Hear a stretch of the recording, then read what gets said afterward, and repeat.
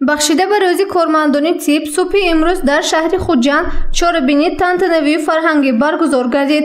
Онро раиси шаҳри Хуҷанд Фирдавс Шарифзода Ҳусни оғоз бахшид. Дар суханронии худ раиси шаҳри Хуҷанд тамоми кормандони соҳаи тибро бо ин сана, яъне рӯзи кормандони соҳаи тиб табрику муборакбод намуд.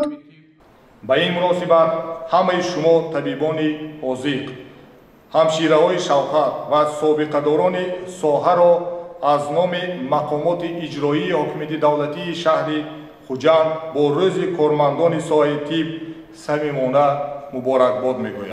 ҳамасола санаи 18 август рӯзи кормандони соҳаи тиб таҷлил карда мешавад. Ин сана ба рӯзи зодрӯзи Абуалӣ ибни Сино рост меояд.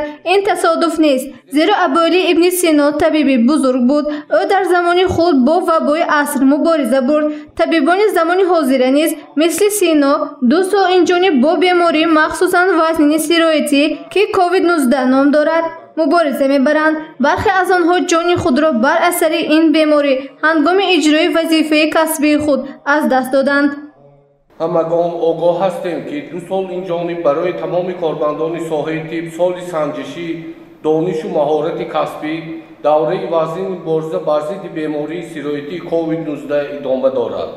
дар ин муддат табибони вилоят бо ҷасорату матонат ва ҷонисорӣ برای پیشگیری پنه‌شوی بیماری و نجات بیماری کوشیده جان هزاران نفر شخصان بیمار را از مرگ رها بخشیدند.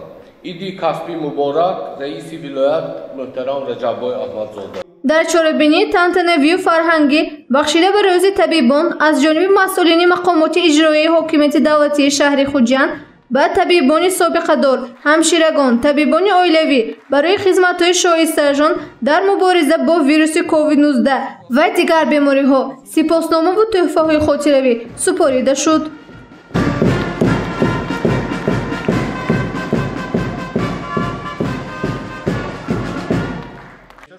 در فرجام چاره‌بینی برای بریده نمودن تبع طبیبان و مهمانان برنامه فرهنگی با سرودهای جالب و شوخ سرایندگانی شناخته و نامداری شهر خوجند برگزار گردید. اینچنین بخشیده به روز کسبیشان سرایندگان سرود در وصف طبیبان نیز سراییدند که در آن تمام عذاب و مشقت‌های طبیبان در مبارزه با بیماری‌های گوناگون گفته شد.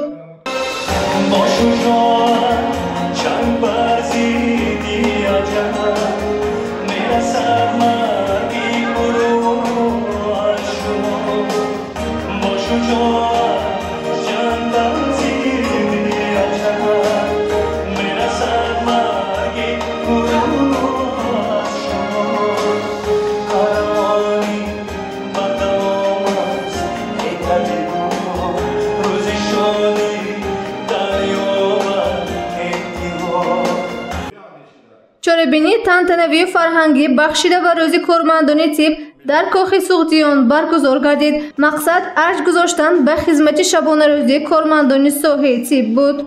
گزارش مهرانگیز عبداحد و نسیم رحیمов برای برنامه اطلاعاتی خبر.